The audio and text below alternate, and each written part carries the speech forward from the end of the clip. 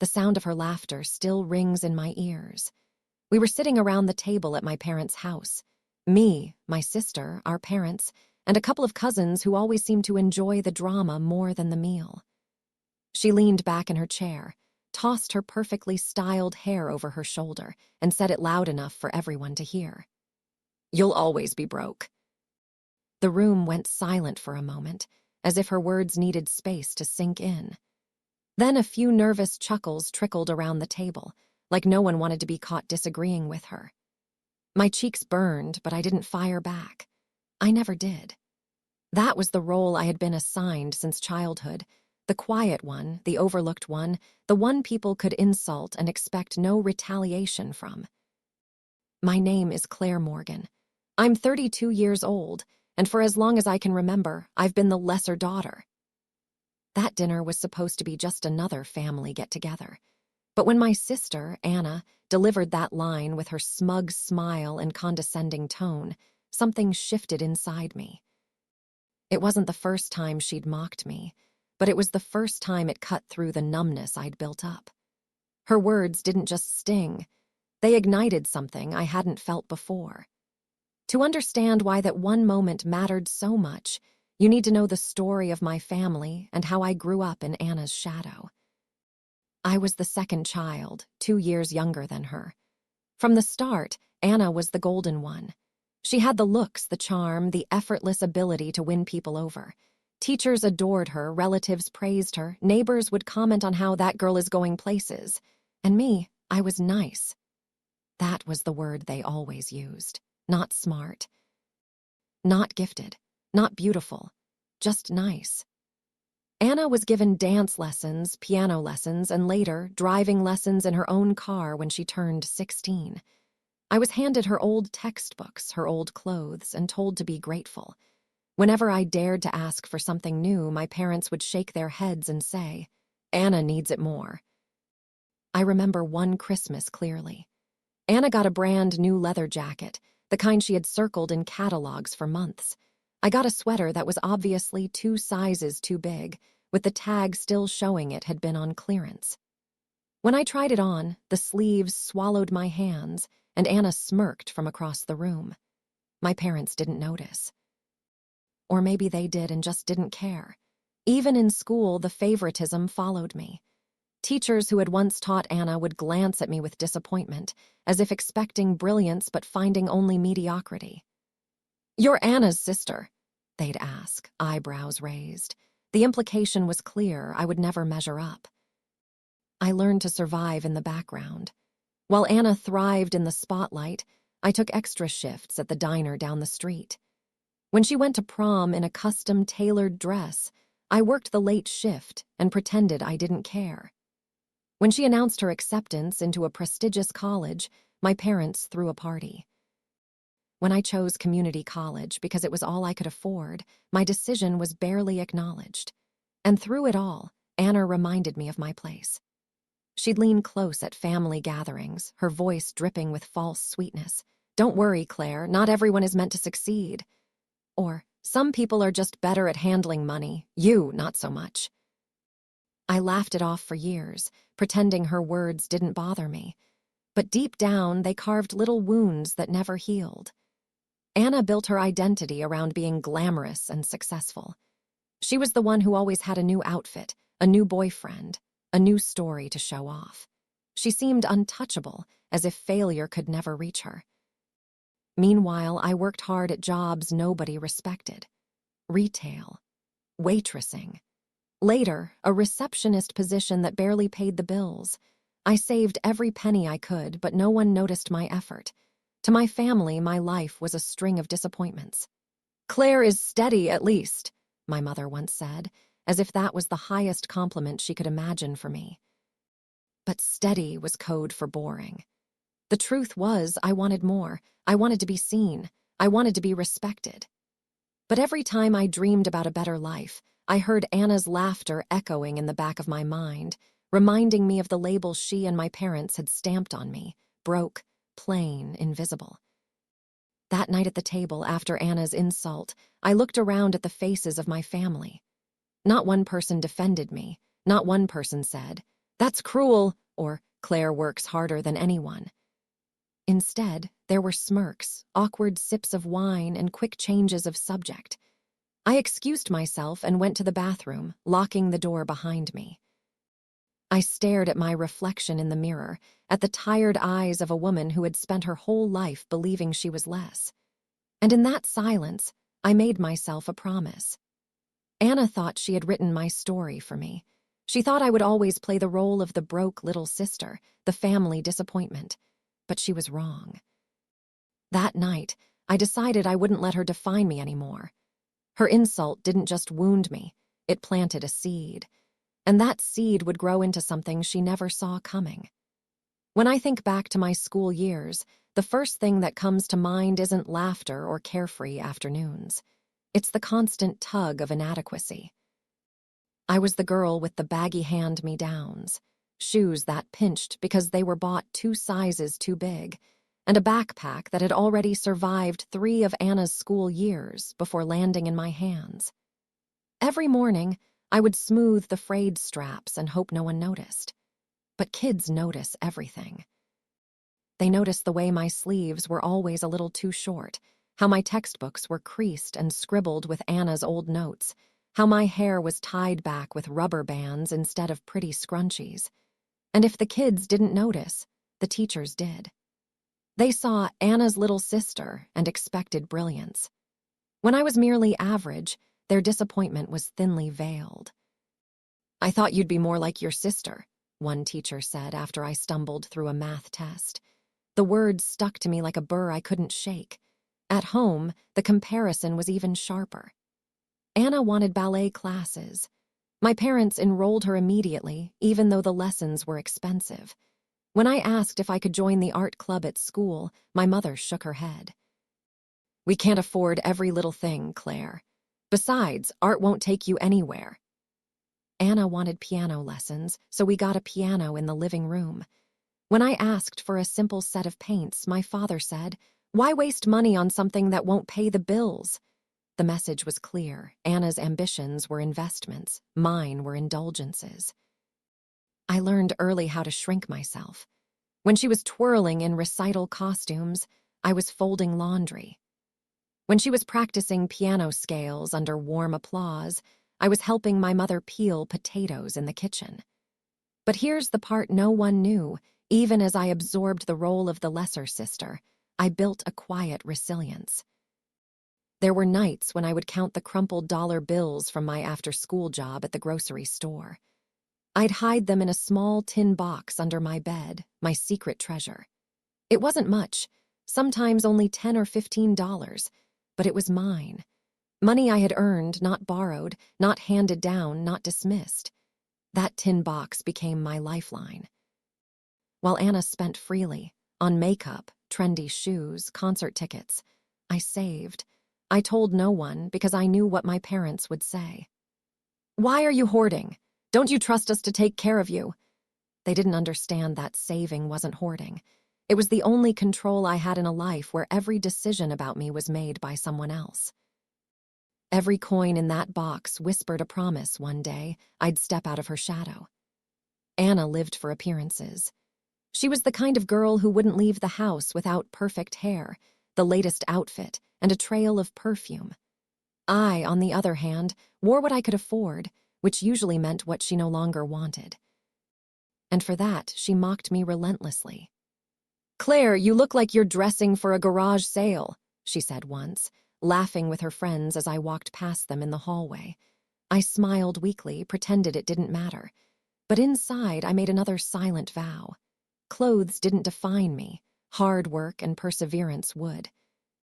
That was the contrast between us. She chased luxury like it was air, while I learned to value dignity, work ethic, and quiet determination. I didn't know it then, but those values would become my foundation. One moment in high school burned itself into my memory.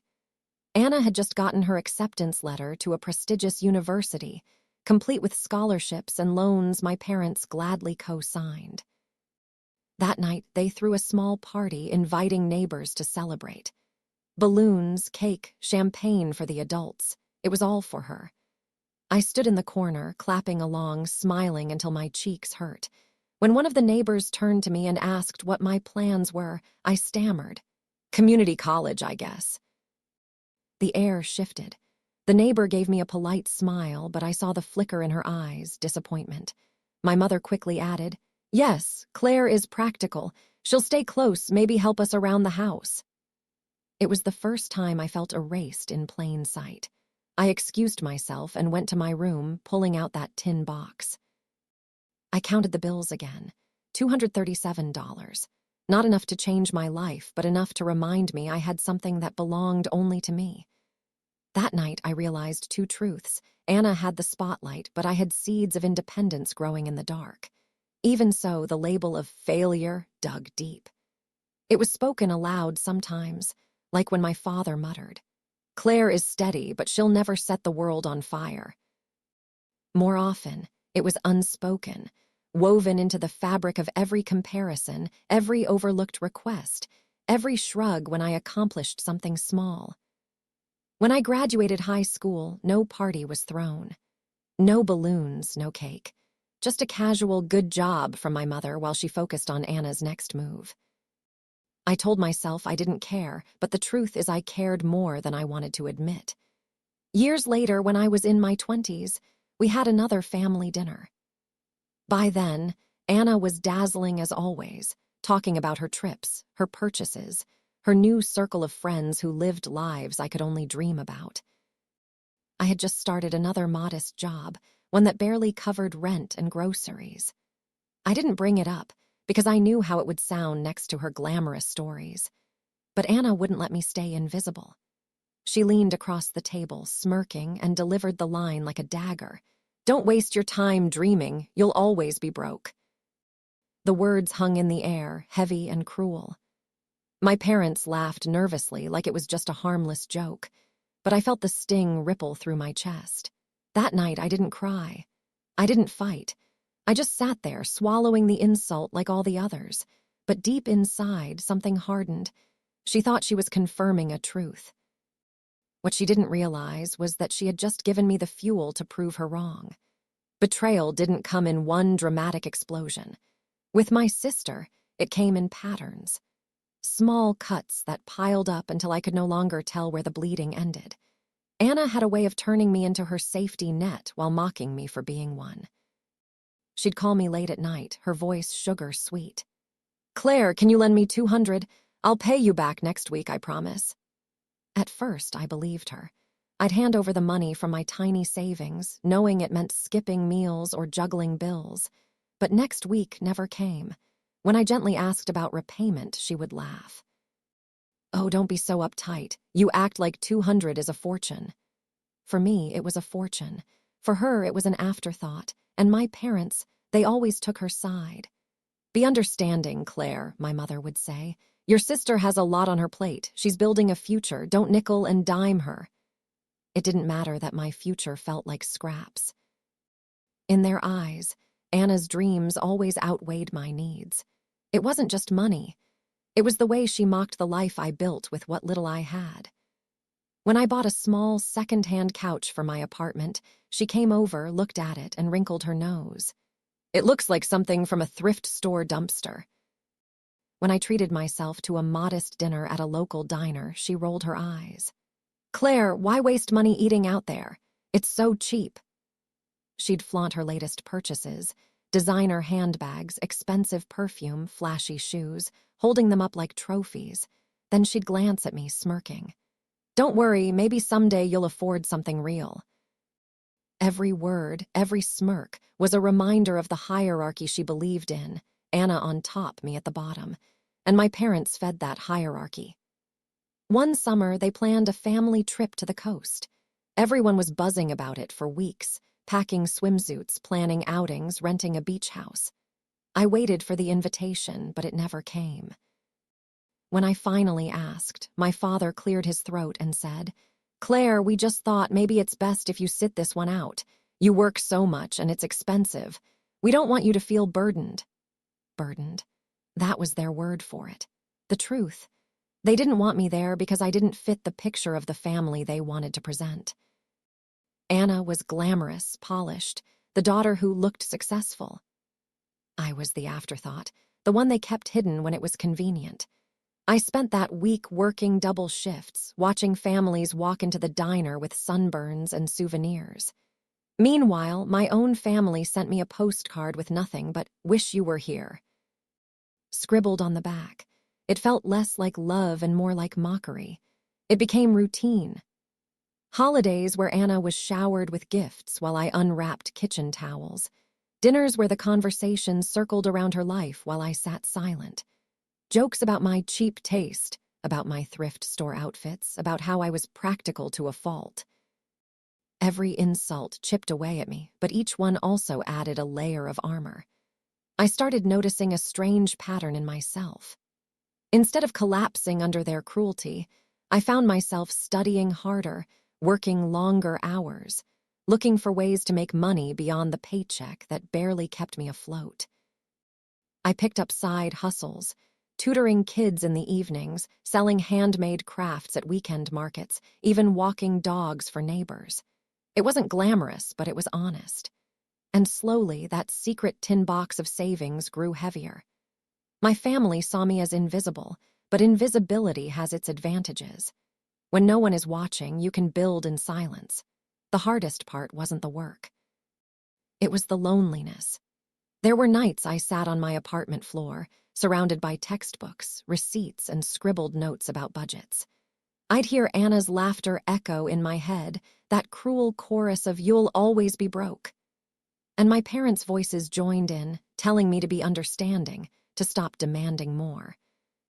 But in that loneliness, I also discovered something they didn't know I had: resilience. They thought I was weak because I didn't fight back with words. They mistook silence for surrender. What they didn't realize was that silence can also be strategy. Every dollar I saved, every skill I learned, every late night I endured was a brick in a foundation they didn't even know existed. The betrayals kept coming, of course. There was the time Anna borrowed my car without asking and returned it with an empty tank and a parking ticket. When I confronted her, she laughed. "Relax, Claire. You act like you own a Tesla. It's just your little car." There was the Thanksgiving when I brought a homemade pie, proud of baking from scratch.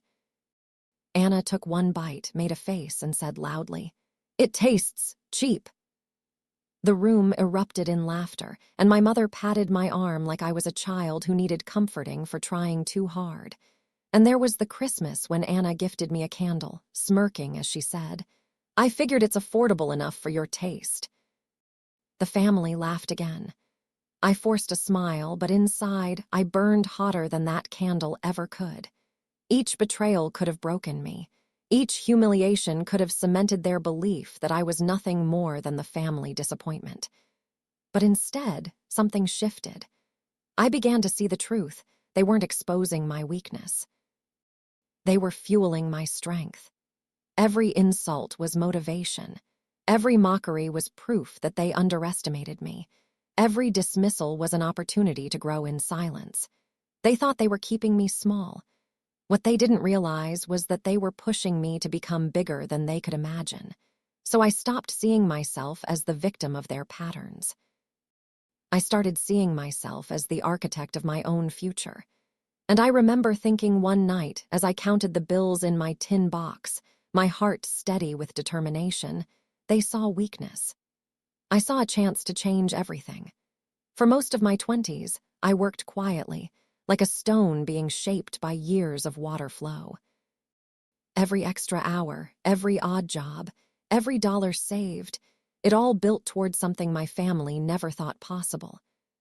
By the time I turned 30, I had managed to land a steady job at a small marketing firm downtown. It wasn't glamorous, and it didn't pay extravagantly, but it was stable. More importantly, it gave me room to learn. I spent late nights teaching myself skills my coworkers ignored: social media analytics, copywriting, small-scale ad campaigns. Slowly, I carved out a reputation as someone dependable, resourceful, the one who could get things done. At the same time, my tin box had long since outgrown itself. I opened a savings account and later, dipped my toes into a side business helping local shops set up online storefronts.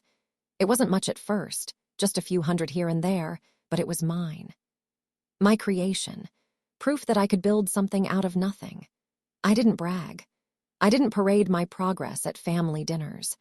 I let them keep underestimating me because invisibility still worked in my favor. Anna, meanwhile, was unraveling. Her life looked polished on the surface. Photos of weekend trips, designer clothes, dinners at high-end restaurants. But behind that gloss was a storm she couldn't hide from me. Her spending spiraled out of control. She maxed out credit cards, switched jobs every few months, and clung to an unstable partner who treated her more like a trophy than a person. They fought constantly, often about money, and when those fights spilled over, Anna turned to the one person she thought she could always drain: me. "Claire, I just need a quick loan," she'd say over the phone, her voice tight with urgency. "500. You'll get it back in no time." I wanted to laugh at the audacity. For her, 500 was a casual shopping trip. For me, it was half my rent. But she said it as if the money meant nothing, because to her, it didn't. The first few times I caved. Old habits die hard, and a part of me still craved her approval. But each loan chipped away at my patience, especially when repayment never came. My parents remained blind, or maybe willfully ignorant. "Claire," my mother sighed one evening over dinner, "you know your sister has a lot on her plate. You're steady. You always manage. She's just not as practical. She needs you." It was the same story I'd heard all my life. Anna's recklessness excused, my sacrifices demanded. My father chimed in too, his tone stern but familiar. "Family helps family. Don't be selfish." Selfish. That was their word for me whenever I dared to draw boundaries. But I wasn't selfish. I was exhausted. The breaking point came one summer night at a family gathering. Everyone was seated around the table again, food spread out like a feast. Anna had shown up late, her makeup impeccable but her eyes weary. She'd already asked me privately for another loan, this time $1,000, just to cover rent until her boyfriend's paycheck cleared. For the first time in my life, I told her no. "I can't," I said simply. "I won't." Her eyes widened as if the concept of me refusing her was unthinkable. She leaned in, her voice low but sharp. "You owe me, Claire. I've always been the one carrying the family name with pride. You think anyone cares what you do?" I held her gaze. "No one owes you, Anna, least of all me." She pulled back, stunned for a moment. But humiliation twisted quickly into rage, and then she struck, louder this time for the whole table to hear. "Don't act so high and mighty," she spat. "You'll always be broke, remember?" The room went silent, just like it had that night years ago. Forks clinked down. My parents exchanged awkward glances. No one defended me. Again. But something was different this time. Her words didn't pierce me the way they once had. They didn't sting with fresh pain. Instead, they landed against the armor I had spent years building. I didn't flinch. I didn't excuse myself to cry in silence. I just looked at her, steady and unshaken, and let her rant echo back at her. Because deep down, I knew the truth. She was projecting her own fear. She wasn't mocking my life. She was terrified of her own unraveling. After dinner, I walked home alone, my head high even as my chest felt heavy. That night, I lay in bed staring at the ceiling, replaying every insult, every dismissal, every demand to be understanding. And then I made another vow. I wouldn't just survive their cruelty.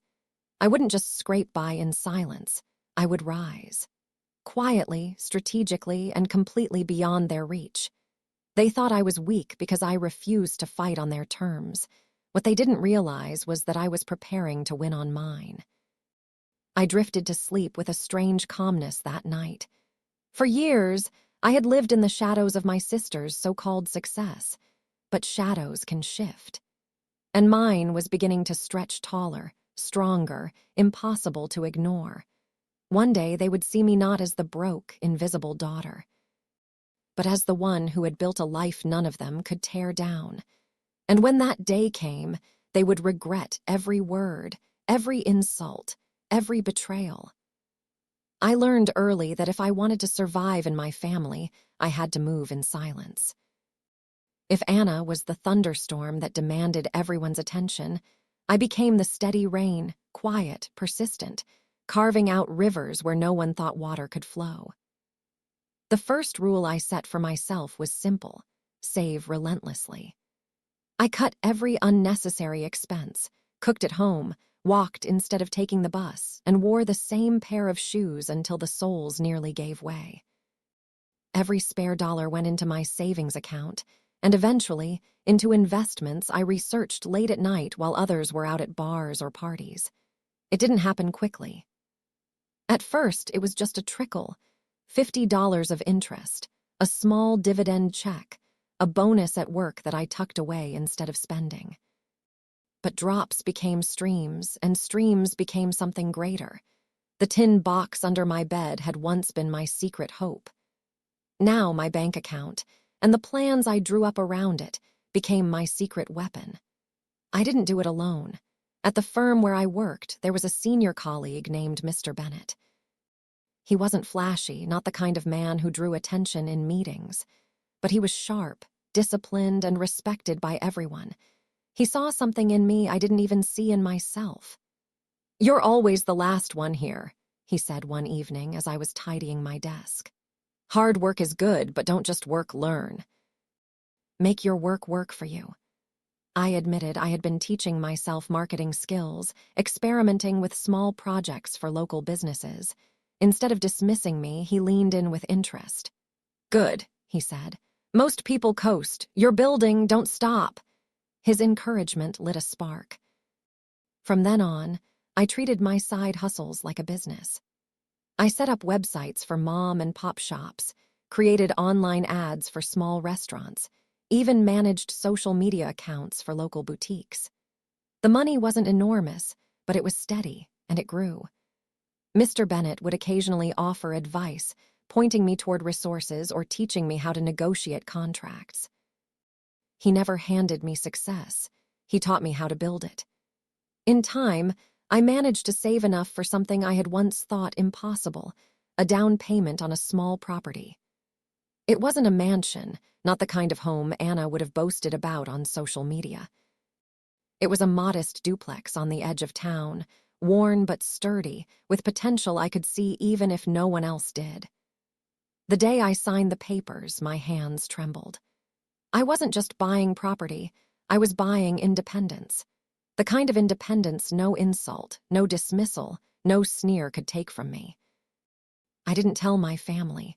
I didn't want their opinions, their doubts, or their attempts to twist my accomplishment into something smaller than it was.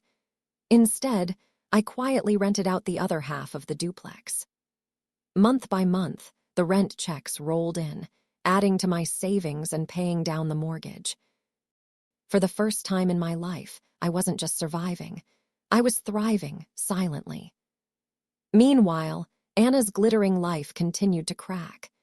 She switched jobs again, burned through credit cards, and leaned harder on the unstable partner who drained her emotionally and financially. But at family dinners, the charade lived on. She'd arrive with a new outfit, a practiced smile, and stories of success that no one questioned. My parents swallowed every word, praising her resilience, urging me to be more like your sister. I bit my tongue and let them believe whatever made them comfortable. What they didn't know was that while Anna flaunted debt disguised as wealth, I was quietly building true security. One evening, Mr. Bennett invited me to coffee after work. He listened as I described the duplex, the side business, the growing stability I was piecing together. He nodded slowly, then gave me the kind of smile I had rarely seen in my life, the smile of someone genuinely proud. "You've done something most people never manage," he said. "You built without applause. That's harder than building with everyone cheering you on." For a moment, I had to look away. His words hit a part of me still raw from years of being dismissed. To be seen, truly seen, was a gift I had never received from my own family. That night, I walked home lighter than I'd felt in years. I didn't need their validation anymore. My success didn't require their applause because it was real, built on my own sweat and sacrifice. They could laugh, they could mock, they could label me however they wanted. It didn't change the truth that I was no longer the girl they had dismissed as plain and destined for failure. I had built a life they couldn't see, and when the time came, the reveal would shake their world. For now, though, I kept it quiet. I went to family dinners with my modest outfits and my calm smile, letting Anna parade her supposed success. I listened to my parents gush about her achievements and say nothing about mine. And when Anna smirked across the table, reminding me of that cruel line, "You'll always be broke," I smiled back, but for a very different reason. Because I knew something she didn't. I wasn't broke. I wasn't invisible. I wasn't the disappointment they thought I was. I was the storm quietly gathering beyond the horizon. And soon they'd see. The day finally came when Anna's perfect facade cracked wide open. It started with whispers, late payments, overdraft notices, credit cards declined at stores where she once shopped with ease. At first, she brushed it off with her usual charm, spinning excuses about banking errors or her partner's delays. But excuses can't pay bills, and soon enough, the truth bared itself for everyone to see. One evening, she showed up at my apartment unannounced. She was dressed in her usual stylish coat, but this time her eyes betrayed her. Red-rimmed, swollen from crying, they revealed what she refused to admit: she was cornered. "Claire," she said, her voice thin, "I need your help." I leaned against the doorframe, remembering every time she had mocked me, every time she had laughed at my so-called cheapness. I thought of the countless nights she had sneered, "You'll always be broke," as if it were gospel. And now here she was, standing in front of me, asking for money. Her situation spilled out in pieces. She and her boyfriend had broken up, leaving her with debts she couldn't cover. She had ignored rent notices until the eviction papers landed in her hands. Her credit was ruined.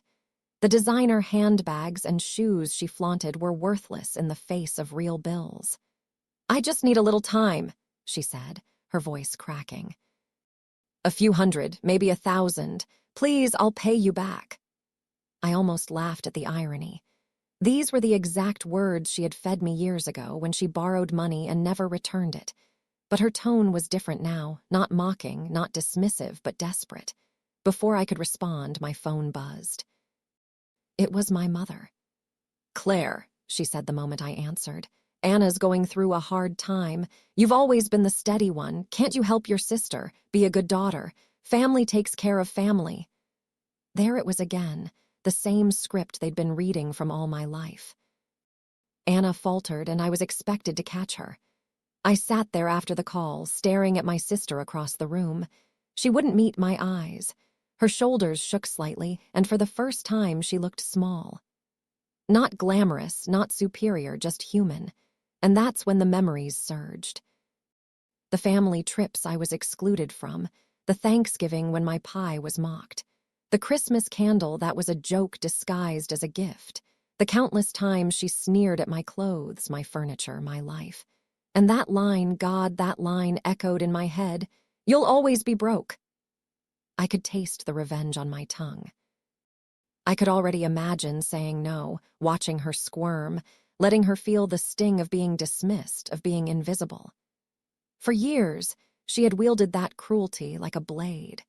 Now I had the chance to hand it back to her, but something inside me resisted. I thought of the nights I counted crumpled bills in my tin box. The long shifts, the second jobs, the sacrifices no one noticed. I thought of the duplex, the side business, the quiet victories I had claimed in silence. I wasn't the girl she had mocked anymore, and that was the difference.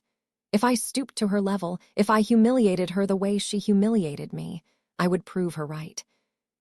Not about being broke, but about being small. No, I thought. My revenge would not be loud or cruel. It would be the quiet strength of knowing I had risen while she had fallen. I took a slow breath, then spoke. "I'll help you, Anna, but not in the way you think." Her head snapped up, eyes wide, as if bracing for rejection. "I'm not going to hand you money," I said evenly. I've done that before, and you never respected it. What I will do is show you how to stand on your own. I'll help you budget. I'll help you look for a stable job. But the days of me bailing you out while you laugh at me behind my back, those are over. For a moment, silence filled the room. Then her face twisted. So you're lecturing me now. Don't act like you're better than me, Claire. I didn't flinch. I don't need to act, Anna. Her eyes narrowed, but she said nothing. She knew I was right. Later that night, after she left with a huff of pride she could barely still hold on to, I sat at my kitchen table. The quiet felt heavier than usual. Part of me wanted to cry for all the years of pain she had inflicted. Another part wanted to laugh at the irony of her collapse. But more than anything, I felt a calm resolve settle over me. She had finally been forced to see me, not as the broke, invisible sister, but as the one who stood tall when her own world collapsed. That was enough. I didn't need to humiliate her. Life had already done that. My role was to keep walking my path, to keep building the life she said I could never have. As I prepared for bed, I caught my reflection in the mirror. For years, I had seen a shadow of Anna staring back at me, the lesser version, the forgotten one. But tonight, I saw someone else, someone stronger. Someone who had endured every insult and turned it into fuel. Someone who no longer needed their approval or feared their rejection. And for the first time in a long time, I smiled to myself. She was wrong. I was never broke. I was becoming whole. The next family gathering was at my parents' house, a place I had learned to enter with guarded calm. Normally, these dinners were stages where Anna shined, and I faded into the background. But that night, something in the air was different. Anna arrived late, her once flawless appearance fraying at the edges. The designer dress couldn't hide the tension in her face, the unease in her movements. I knew she was standing on a cliff edge, debts behind her, eviction looming, pride barely keeping her upright. She glanced at me across the table, and for the first time in years there was no smirk. Just a quiet calculation, as if she was trying to measure what she could still take from me. Dinner chatter hummed around us. My parents, still oblivious, praised Anna's busy life while treating my presence like a placeholder. Then, finally, Anna broke the silence. "Claire," she said, her voice tight but feigning sweetness. "I think we should talk after dinner." We stepped onto the back porch when the meal was over. The night was cool, the stars scattered like faint promises. Anna crossed her arms, exhaling sharply. "Look," she began, "I know I've said things in the past, hurtful things, but I need your help. I'm behind on rent, and if I don't figure this out, I'll lose my place." Her words were softer than I'd ever heard them. No mockery, no arrogance, just desperation. "And before you say no," she rushed on, "think about Mom and Dad. They'll never forgive you if you turn your back on me now. I'm still your sister. Family is family." There it was, the expectation that had defined my entire life. She thought she still held the power, that my desire for family acceptance would force me to bend. But she didn't know who I had become. I took a slow breath. "Anna, do you know what I've been doing these last few years?" She blinked, confused. "Working your little job, I guess, scraping by. What else is new?" I smiled, not smug, but steady. "I own my own home. I bought it years ago. I rent half of it out, and it's paid down more of the mortgage than you could imagine. I also run a side business that's doing better every month. I'm not broke, Anna. I haven't been for a long time." The words hung in the air like a thunderclap. Her mouth opened, then closed. She shook her head, trying to laugh it off. "You're lying. You wouldn't know the first thing about investing, about property." "I do," I interrupted gently. "Because while you mocked me for saving, I was building. While you laughed at my cheap clothes, I was putting away money. While you were borrowing, I was creating. You told me I'd always be broke, but here we are, and I'm not the one begging for rent." Behind us, the sliding door creaked open. My parents had stepped onto the porch, their expressions a mix of curiosity and unease. "What's going on?" my father asked. I turned to them, calm but clear. What's going on is that you've spent years believing Anna's version of me, that I was weak, invisible, broke. But the truth is, I built a life none of you ever cared to see.